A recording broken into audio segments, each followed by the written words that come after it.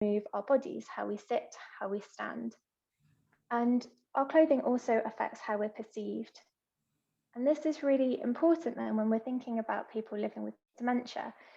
Um, this is a really interesting example, I think, because people with dementia are often portrayed as not conforming to sort of normal standards of dress. Often representations of dementia are quite stigmatizing. They often focus on a person's appearance as a symptom of the condition. I really think this leaves little room to understand how people with dementia use and engage with their clothing and how their clothing might be important to them. So this example from a piece of research is from a piece of research that explored pictorial depictions of people living with dementia. And I'll just read out the quote to help us think about it. The first inkling that there is something wrong with Nana is when her clothes do not match. She is pictured wearing a striped shirt, incorrectly buttoned up, and flowered trousers. And I think this is just really interesting when we're thinking about this kind of lens through which we're considering a person with dementia and how clothing and the focus on appearance is often considered symptomatic. This further example really draws upon the ways in which dementia is often considered through this sort of medical lens. So dementia is often considered through a place of loss. And so this can mean that a person's actions are also considered symptomatic of the condition. So this post was written in 2011 to the Dementia Centre at Stirling University. And a care worker asked the centre to recommend where retailers could purchase unrippable clothing for a care home resident who repeatedly ripped at and pulled at the clothing. And I think this is just a really interesting example to think about what this person may have been communicating through these actions. Of course, we don't know that individual. There could be many, many different reasons for this person ripping at and pulling at their clothing. For example, could it be that one of the textile objects that we looked at earlier could actually have been quite soothing and comforting for that individual, as opposed to thinking about providing unrippable clothing? So again, this sort of theme or this idea is something we'll pick up throughout the presentation. So there's a really interesting body of research that has demonstrated that appearance, including clothing, remains important in the lives of people with dementia. And so my research really drew upon drew upon this existing work, but I was really interested in thinking about this creatively, thinking about what this means in terms of design, what it means in terms of the types of textiles and clothing, objects used within dementia care settings, but also thinking about very small everyday instances that might be important when we're thinking about the ways people express themselves through their clothing. So prior to carrying out my PhD research, I spent a lot of time volunteering, working at different care home settings, holding creative workshops, so leading textiles workshops. And this actually sort of really informed my approach to the research. And I just wanted to just share this example from my time volunteering, because I think this really highlights some of those ways that I was interested, some of the ideas that I was interested in researching. So I volunteered to help with an outing to a local garden centre and cafe. And whilst we were there, one of the ladies started unbuttoning her cardigan, and she was repeatedly unbuttoning and rebuttoning her cardigan. As I went and sat next to her, I realised that her cardigan was actually missing some buttons, but she wasn't able to communicate this to me. It was just very visible that this felt wrong, and she seemed to repeatedly trying to fix this. And again, this seems like a very small, really mundane example, but actually this is something that I was really interested to unpick in my research, because my instant thought when I saw what was happening was, oh, would this person perhaps be undressing? And that was certainly not the case. And so I think that trying to unpick and respond to different interactions with clothing is really important. So bearing this sort of idea in mind, I was really interested in using a range of different creative research methods to carry out the work. So I work really closely with one large care home with a large percentage of people with dementia living there. And I work with people with dementia, care home staff and creative practitioners to carry out this research. The approaches I use range from observations and interviews working very closely with individuals to a range of object handling sessions in which I created a series of textiles that we then explored within the sessions.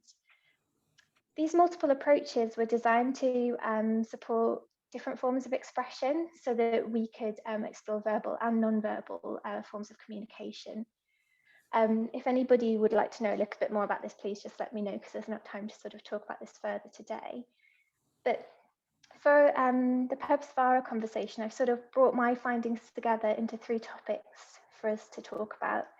The first of which is clothing and textile practices. The second is clothing and the importance of this in the care home. And the third is clothing, textiles and creativity. So when we're thinking about clothing and textile practices, we're really thinking about how a person with dementia engages with and uses their clothing. This might be the style in which they wear their scarf, their habit of wearing a particular item of clothing, or their process of folding, smoothing, and handling textiles.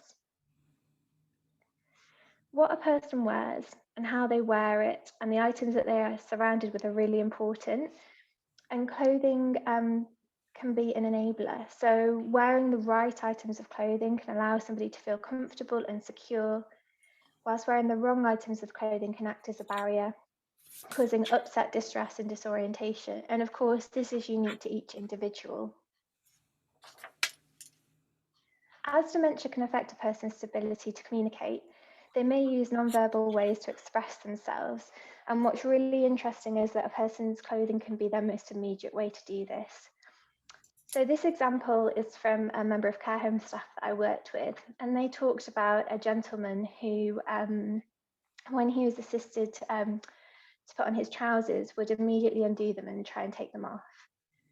And she spoke about how it took a really long time for them to understand that the reason for this was because if the gentleman was wearing his trousers that had a button and a zip, he wasn't able to go to the bathroom independently. And actually for this individual, wearing trousers with an elasticated waist was really important to allow him to continue using the bathroom independently. Now, of course, this is particular to this individual. There's quite a lot of literature that discusses the ways in which certain items of clothing are really stigmatizing. But I think this is just a really interesting example to think about how for particular individuals, certain types of clothing can meet these needs, different needs. But also this allows us to think about, well, actually, how can we design these items of clothing and how can we improve what they look and feel like. So when we're thinking about clothing textile practices, I've sort of said here potential strategies, but I suppose this is really thinking through ideas as to what this means in terms of practice or application. So the Alzheimer's Society provide dressing guidance, but I think that this could be developed for use in care homes to respect and support the autonomy and independence of people with dementia. And this could include non-verbal communication techniques. So showing and handling items of clothing can support someone with their dress. An example that I should have included actually is when talking about thinking about the style in which someone might wear, for example, a scarf. In one of the research encounters that I held, a person wanted to talk me through how they might wear their scarf. However, as they went to do this was really challenging for them, and it became something that was causing upset. So we moved the research encounter on and sort of changed what we were talking about. At the end of the research encounter, the person realised their scarf remained undone around their neck, and they innately tied it naturally without explaining what they were doing to me. They went through that embodied process. Their hands sort of knew that well-trodden path of how to do this. And so actually showing and handling items of clothing or having access to your clothing can be really important to support people to do this. Again, as one of the examples touched upon, people with dementia might express themselves using their clothing. And if we think about this as a communicative or expressive practice, this can be used to enhance dementia care provision. Again, thinking about access, different types of furniture can also be used to promote access. And also, as Barbara will touch upon, particular products or innovative products can be used, for example, to enhance dignity. So now moving on to think about clothing in the care home. Care homes are complex settings. They involve communal areas such as dining rooms and lounges. And they also involve private areas such as residence bedrooms and specific areas for use by staff. And the organisational priorities of care homes impact the look, feel, and layout of these settings. Clothing in the care home can take on a particular importance for individuals. So wearing particular items or having particular pieces close to hand can be really significant and can support people's sense of self. Can also enhance orientation, support feelings of belongingness, privacy, and comfort. For example, and this is something that has also been found in previous research, individuals might use their clothing to mark movement between communal and private spaces. This could be something as simple as carrying a handbag from a private space into a communal space, or may use certain items in particular areas of the care home. What I found that was really interesting was that clothing and small items of dress can be used by people with dementia to create moments of sort of respite or distraction from the care home setting. So whether that's something as simple as wearing bangles and being able to play with the bangles on your wrist, or whether it's rummaging through a handbag and finding something in there. The items that we have close to hand, whether it be our clothing or other possessions, can provide these moments of distraction for people. And what can this look like when we're thinking about applying this finding in care home settings?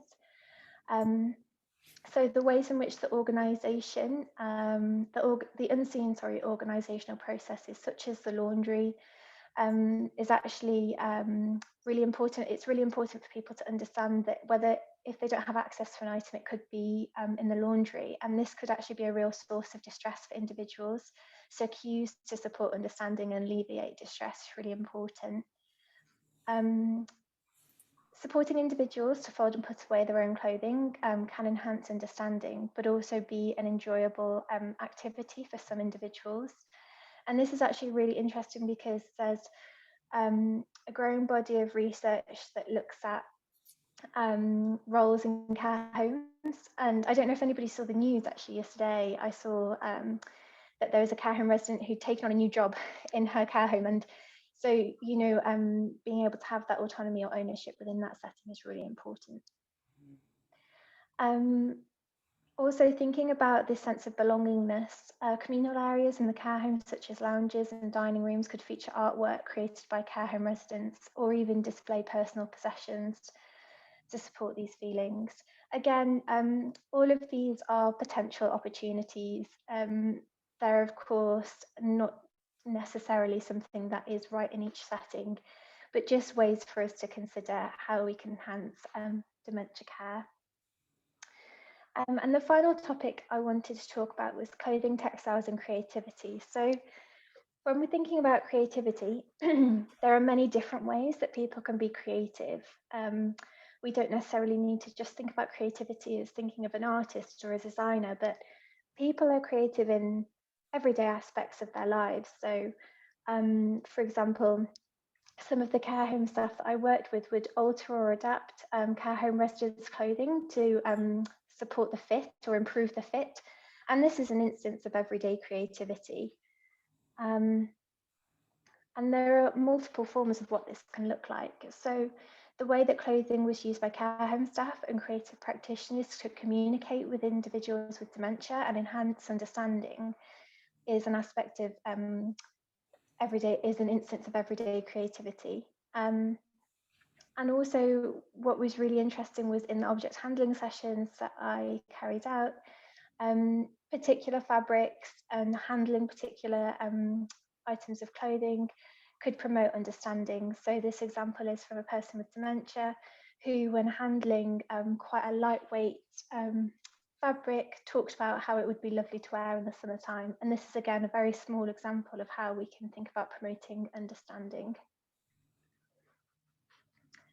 Clothing and textile objects provide opportunities for social engagement and for moments of togetherness between care home staff and people with dementia. And these opportunities exist outside of sort of the task-oriented conversations that are often had in care home settings. So this example shows how the textile sample that you can see on the screen, that's a piece that I created for one of the object handling sessions, and it was specifically designed to be quite playful and to not look like anything in particular. And the person with dementia immediately turned to the supporting member of care home staff and asked if they knew anyone with a hairdo like this when talking about the tassels on the textile sample.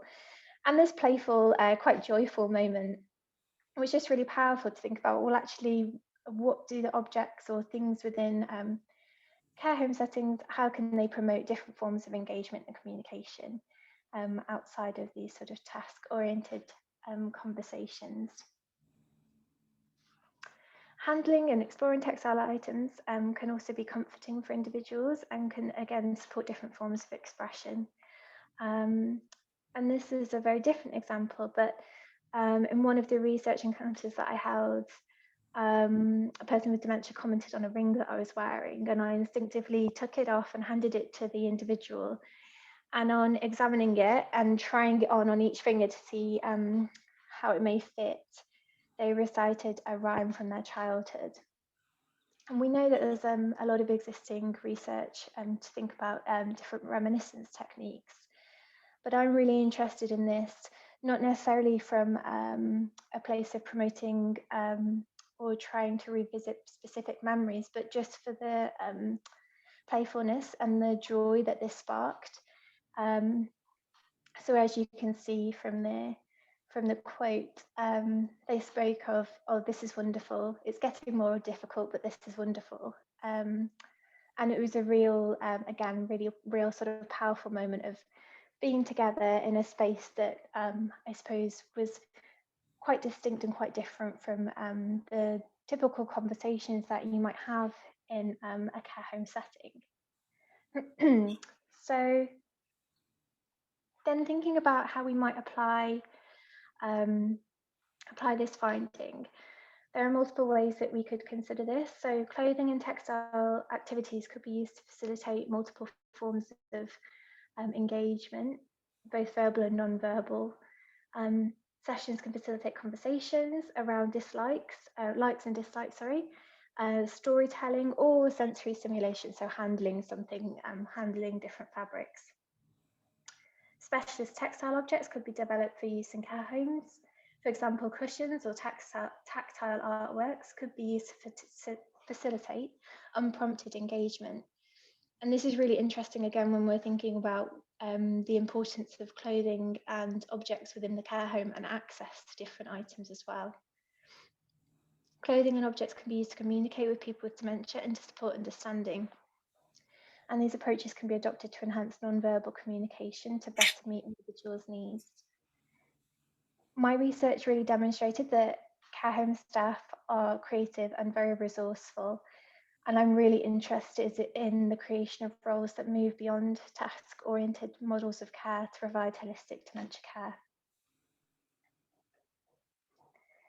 So just thinking about this research and the opportunities that we can identify, clothing and items within a person's most immediate physical environment can support individuals at a number of levels. They can support people to express themselves, to feel comforted, secure and safe. And I think it's really important to shift focus away from a person's appearance and away from the visual to attend to the experience of people with dementia in a different way and through a different lens. And this has real implications when we're thinking about redesigning and reimagining products, including clothing and textile items. So just to summarize, Clothing can support a person's sense of self, improve feelings of comfort, belongingness, security, privacy.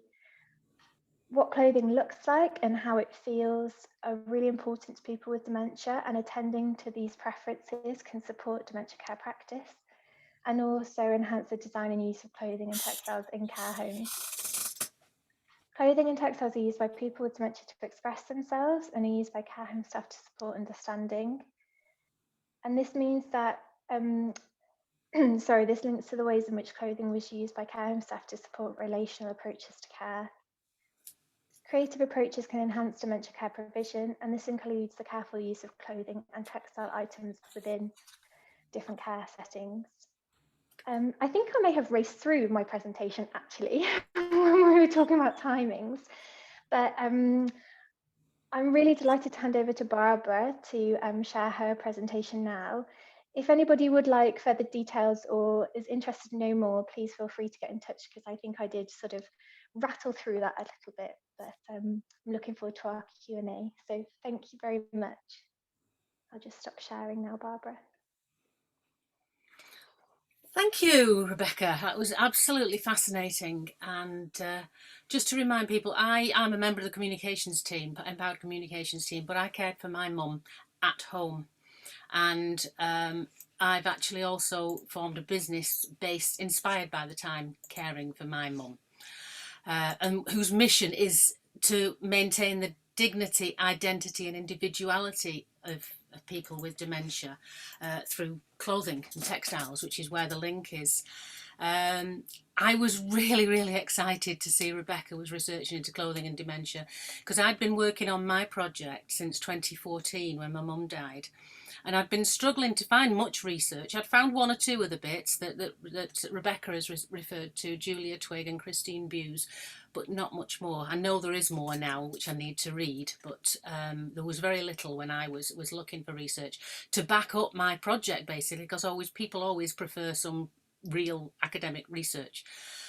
But so how do I link with Rebecca? What I'm trying to do is show you in practical terms what I took up and ran with and where it links with Rebecca's research. So with my background, I instinctively knew that Mum's clothing was inextricably linked to her sense of self and identity, and that the feel of things to her was really important. I'm just going to share my screen, if I can remember how to. There we go. Okay, so that's Limon Attire. That's the business I've formed. But this is Mum. She was the daughter of a tailor, and as a young lady, she made all her own clothes. She went on then to clothe 9 children with her creations. Now, this is her in the late stages of dementia, and just note the gold necklace, as Rebecca's been talking about. That was really important to her. My dad bought it her on the golden wedding anniversary. She wore it every day, played with it, felt with it. It was part of her identity. So I made sure that every day, whatever she had on, she had that on. So it's really important, and I'm so pleased to hear that that was important, actually. But after she died, I'm going to stop sharing for a moment while I just talk to you, basically. After she died, I had the opportunity to analyse what I'd done instinctively.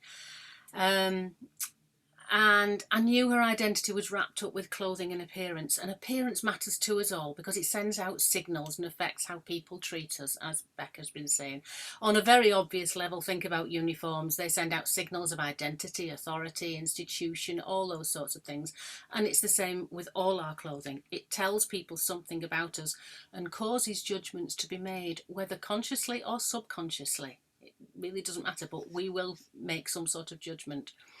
And whilst most people most of us have got a full package by which we're judged, so speech, use of language, dress, our demeanour, facial expression, body language, those in later stage dementia have lost some of those faculties, and which can lead to the assessment and consequently the treatment based primarily on appearance. So everyone's different, but I knew that Mum's clothing was really important to her, and it had always been so. So I helped Mum. What I wanted to do was help Mum preserve her sense of self and identity. I cared for her at home. She wasn't in a care home, she was at home with me. But I did it by carefully selecting clothes that I knew she'd like and making adjustments if necessary. In the empowered conversations parlance, what I did, I took a curious stance and worked out how we could make her style work for her in her current situation. And along with helping to remain covered during any aspects of personal care and asking her not to wear bibs while eating, preserving her style helped preserve her dignity, which was really important. So what did I do? Well, I never asked my mum to wear a dusky pink. It just wasn't a colour that she'd have worn. Or pop socks. She'd never worn them. Why would she do it now? They would have felt wrong to her as much as anything else. Again, as Becca said, the feel of things is important as important as anything else. So I looked for colours and styles that would suit her and I knew she'd like, mainly skirts and tops. She liked separates, but she rarely wore trousers, which was actually quite useful. Had stockings rather than pop socks because it was still convenient, but it felt better for her. Did her hair, she always wore a bra, and she had a gold necklace on from my dad, which is sort of the basics. So I'll look at some specifics just to show you properly what I was doing. An awful lot of merchandise that's designed for these situations. And I've actually learned a lot being in the situation rather than buying for the situation, actually, because I was buying for these sort of things. They've been made for the convenience of the carer very often, rather than the wearer. Yet with a little more thought, they can be designed for both. There's a tendency to reach for wrap-back dresses and Velcro, but it's not always necessary. So the separates she liked are in fact more sensible. Because if there's an accident either with eating or of the loo variety, just one piece could be changed rather than a whole dress, which is much more acceptable and less stressful for both people actually. So I'll just show you one of the items of clothing that worked really well. This Godade and Gorge skirt was a staple of Mum's wardrobe here. So you've got the gauze here and Goday's here. It worked so well because one, she liked it, but it's flattering, and whilst being flattering it's also slim round the hips, etc. So it's not bulky while you're sitting, but you've got the flare so it covers your knees for dignity. But it also made it really useful when going to the loo actually, because the full waistband can be tucked, the full back could be tucked into your waistband, so she's remaining dignified, she's got her knees covered, which is much better than pulling trousers down and you're all exposed, etc. And they had elasticated waists, discreet elasticated waists, and they were jersey. You can see here, this one particularly was interesting fabric that she could feel. I knew she loved fabrics. I mean, a lot of people do, but she particularly loved fabrics, so I made sure she had interest in fabrics as well. And they were stretchy. So we added variation to these sort of outfits. That was the staple, by lots of different tops and cardigans. And one favourite was actually, and it's mentioned in Becca's research, is merino wool. Because it's fantastic. It's got so many properties. The fibres are really, really fine, so there's no irritation to the skin. It's temperature regulating, which is was really important when Mum couldn't tell us whether she was hot or cold. It kept her warm or hot. It's odour resistant, and the odour molecules actually get absorbed by the fibres, so they don't get released until you wash it, which again is useful if somebody's not wanting to change, to be honest, because it doesn't smell. And it's dead stretchy, and we've got flat seams down here for structure, smartness, but they're not irritating, and it's a natural fibre. So it was just a staple of a wardrobe. It was fantastic, different styles, but under blouses, cardigans, etc. Now let's look at a few of the other things that we tried to avoid so that she could keep her style. We avoided set-in sleeves, particularly, this is a set-in sleeve, your standard sleeve here, particularly if it's not a stretchy fabric. It's really, really hard to get your arm into. So the sort of sleeves we'd be looking for are these sort of things. So dolmans with something with a deep armhole so you can get your arm much more easily in there, and a raglan sleeve and a magyar, but they're still stylish and smart for it. I would always recommend stretch fabrics, even for coats. You can choose something like a Punta de Roma jersey. It's a really good, stable fabric that gives a structured look, but it's still stretchy. It's great stuff, really good. Fastenings are another issue. Now, to give mum some control, which she really did need, some control over what she wore, I ensured the fastenings were at the front and easy for me to use as well as her, because if they were at the back, she doesn't have any control over them really. So, buttons. A lot of people would say, big buttons, great, but actually it's not the case. The important thing is, if you see this one here, it's a little stumpy button and rounded and really difficult to get hold of. And you can see they're not big, either of these. They're about the same size, although they don't look it. This one here has got a ridge on it, and it's really easy to get hold of. And it's absolutely staggering the difference that makes. Marks and Spencer put a full button 90 with these things on and you can't undo it. Put those on and it's really quick. So when she's been sick all over herself or something, it's really easy to get it off, or she can get it off. So it was from both points of view, that her point of view and ours. We loops and rings on zips, they really make them more accessible for her. Magnetic buttons are a fabulous thing.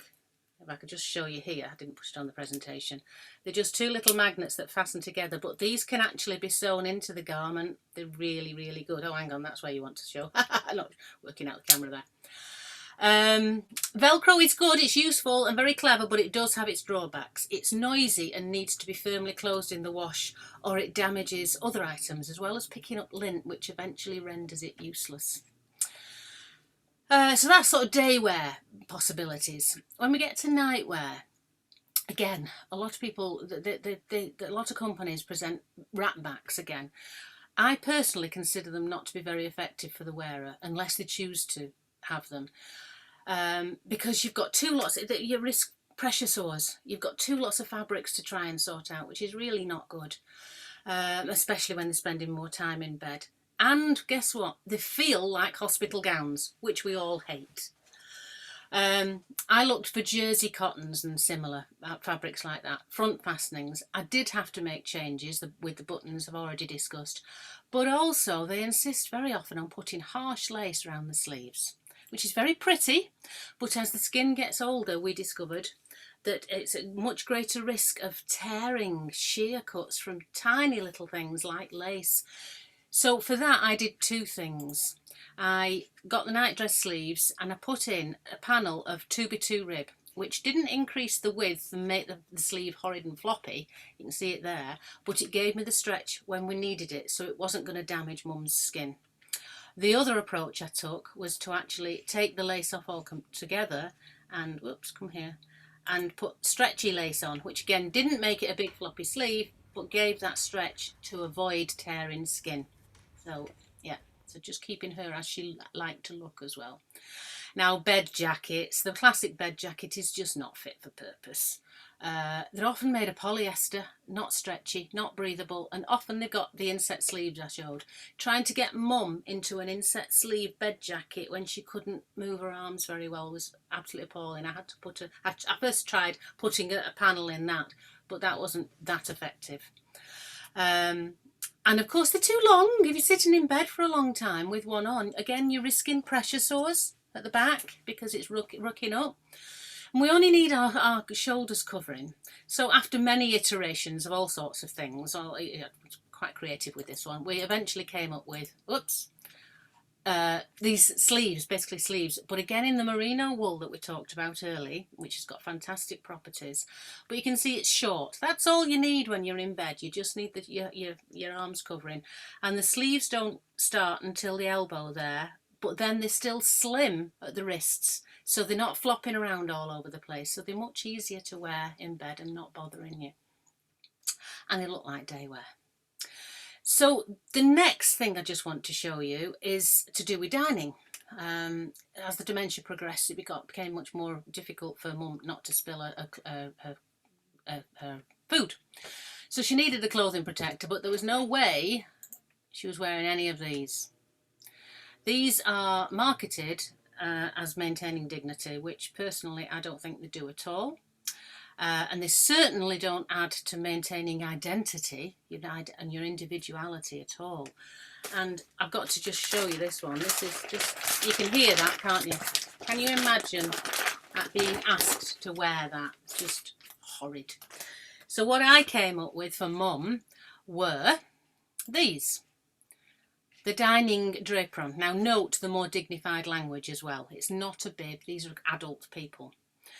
It's more like an apron, so there's no stigma. It's lovely fabric, which is really nice to handle, and I often saw mums smoothing her fabric. The designs are interesting and they face the wearer to stimulate creativity and conversation, an invitation to respond even. It makes this environment closest in that Julia Twigg refers to much more attractive than the bibs we saw. There's no point in having beautiful surroundings if what's close to you is ugly and demeaning. The designs can give a clue to time and season.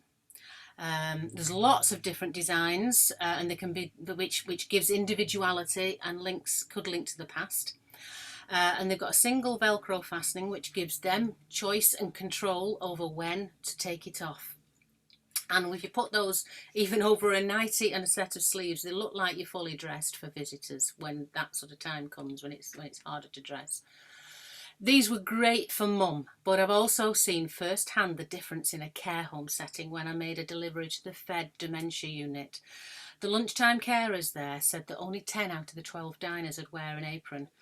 They were used to being offered a plastic institutionalised one. However, when offered one of these, every single one of them took them, and the delight was obvious. One lady, when she was asked, said, "I don't like them. I bloody love them," which was just such a joyous response, and it says everything, doesn't it, really? So one last little bit I want to show you where clothing and textiles helped with mum's dignity and individuality. Showering and bathing, we know it can be distressing. She was agitated, she pulled my hair, I had to wear a bobble hat, we had sopping wet towels everywhere because we tried to keep her covered up. And one of my sisters said, "You need one of those things that nuns wear." Can I? Right, okay, I'll go home and think of something. And I came back the next day and I'd come up with this. The Never Naked Shower and Dyeing Draperon. Now, this wasn't the specific one, obviously, I've developed them since then. The difference was amazing. Mum was no longer agitated, she was no longer distressed. She didn't feel exposed, basically. That was her problem with her. That was what she was communicating with her behaviour. It's dead simple, there's no sleeves, it just drapes. It's lightweight, you can see it's very, very lightweight. The water goes through, you can lift it or you soap it up. And it's got one little magnetic fastening that I showed you earlier. It is at the back, but you can, if you pull it, you've got the control over whether you wear it or not. And it's short at the back, so there's no issue. And then you change it. If I just show you how it works, this is how it works. It's a very, very quick video. Oh, it's only loading, sorry, right, okay. Oh, are we going? Right, is it going to go?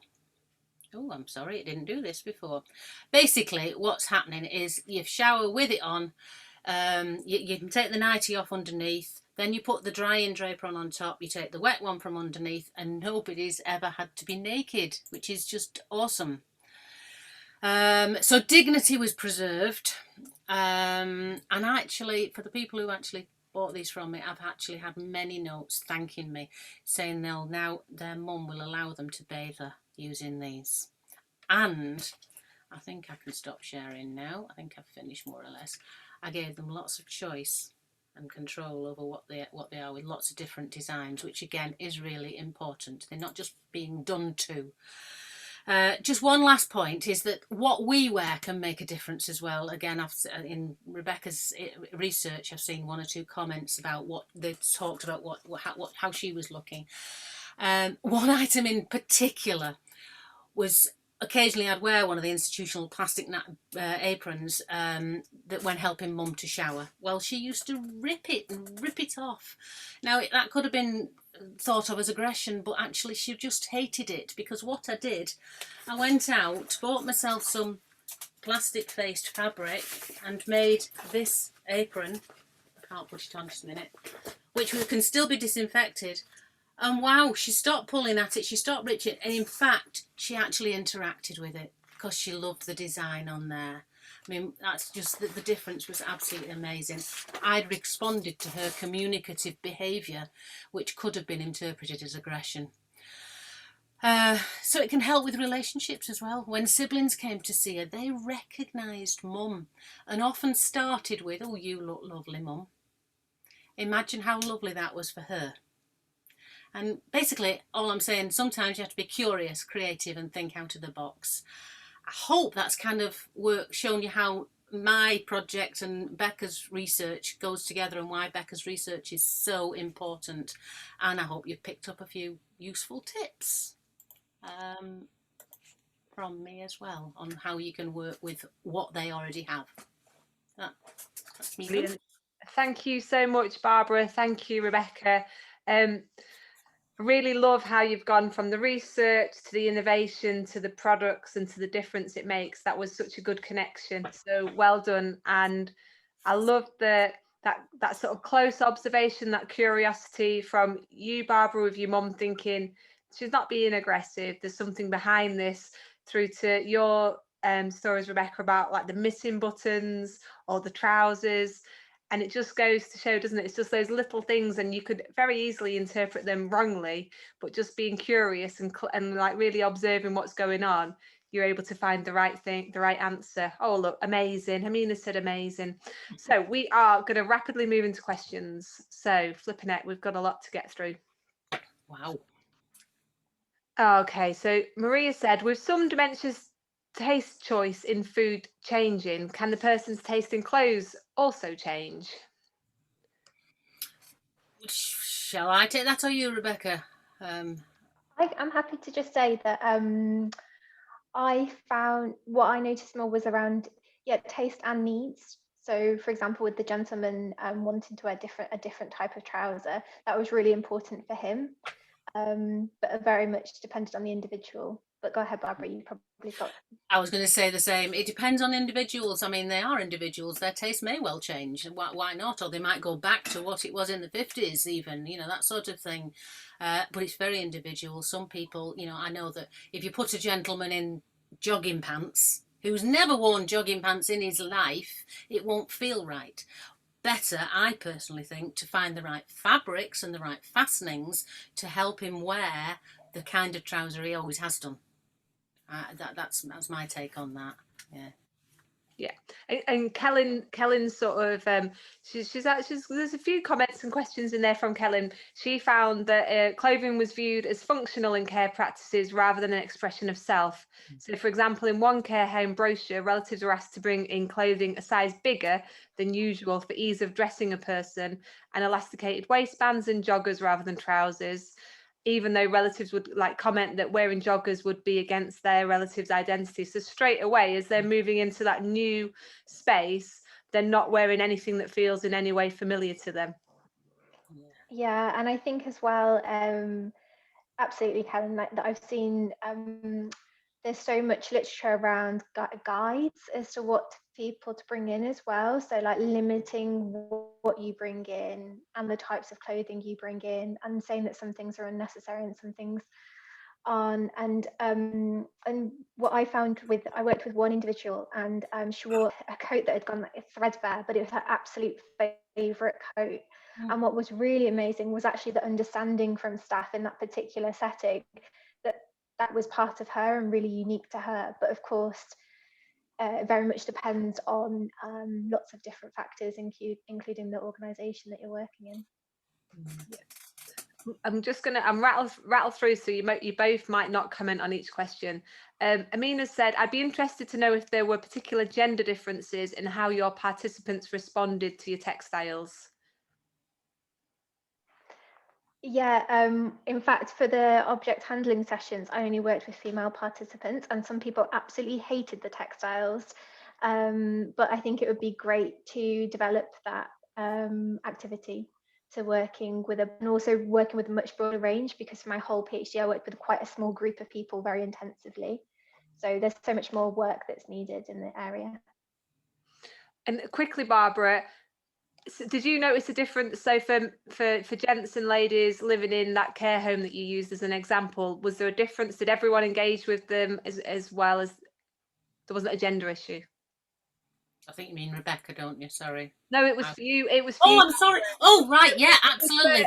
At the Fed, I was just thinking that you said that everybody wanted to wear one. Was that the same for men and women, or were women? Absolutely, every single one of them. There was a mix of men and women, and they both wanted to wear them. I was absolutely staggered, but yes, they did. She'd been clever in as much as she'd picked one design, which to me it kind of went against the individuality bit a little bit, but at least they were beautiful and nice to touch. Yeah. Yeah, in a different care home, she actually took me round to each person and they chose a design. They each, which was awesome. Yeah, yeah. That's nice. Kellen's made a good comment. Did you find any elements of ageism in relation to clothing? A sense of this is what someone of that age should wear, added to this, that this is what a person of this age living in a care home should wear. So did you see any ageism impacting on what people thought somebody should wear? I mean, I think we could probably both answer that, Barbara, but I've definitely found that in terms of just assumptions on colour and pattern and different preferences as well. And that's where it's so important to work closely with individuals. I worked with one person who'd she preferred wearing much plainer items of clothing, and she'd come to the research encounter. She's in a floral skirt and then a sort of stripy top, and she'd look down and she's like, I don't know why I'm wearing this together. I don't want to wear this together. And then I worked with her so that she could go and get changed. But it was I think also the attention to what's put together as well, and putting outfits together is really important. And supporting people to do that on an individual basis is really, really important. Brilliant. Deb's asked, do you have a list of textiles which can be used to engage with people who have dementia? Merino wool. Yeah, merino wool to wear. Yeah. I think I mean, I don't know, I think it's probably different for both of us, Barbara, but I know for me it was more around providing such a different range, so that there's lots of different weights and different feels of if you're working with fabric swatches, because I use lengths of fabrics, and it was more around having lots of different types so that it's really multi-sensory and you've got that different handle to them.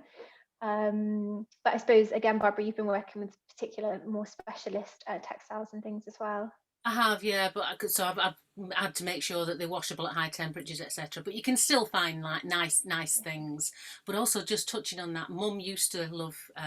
We used to use our old toweling nappies as one-time towels for her, and she used to love folding them. Absolutely loved folding them. And yeah.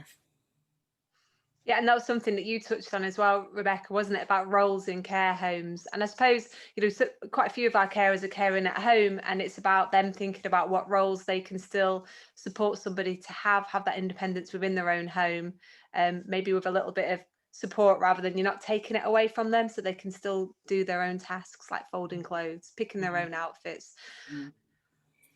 It's got to 2:30. I don't know how it got to that time so quickly. So thank you, everyone. Carolyn. What's Carolyn said? Carolyn said, it shows respect, in my opinion, when every time I see my dad in his care home, he always has matching clothes. It shows that the carers want him to look smart. Yeah, it does. And it's that, it's like how you start your day well, don't you? If you're wearing the clothes that you want to wear, it starts your day well. If you're wearing something mismatched, then it's sort of you're off kilter for the whole day. So it's been a really fascinating talk. Thank you so much to both of you for giving your time. Thank you everyone for coming along with all your comments and questions. Rebecca, we're going to send some more links out tomorrow for Rebecca's sort of summary of her PhD. You don't have to read everything like Barbara is. Just putting that in. We're going to do this again. We have another conversation on the 26th of May, and that's a conversation with a solicitor. We've got Tasmin Khalid joining us, who's going to look at wills, lasting powers of attorney, Mental Capacity Act. So that's all happening on the 26th of May. I will send the link out for anyone who's come along today. So yes, thank you so much. Sorry we've gone over by 1 minute. Thank you, Rebecca, and thank you, Barbara. Thank you. Thank you very much. Thank you. Jane said thank you, everyone. Thank you so much. Thank you.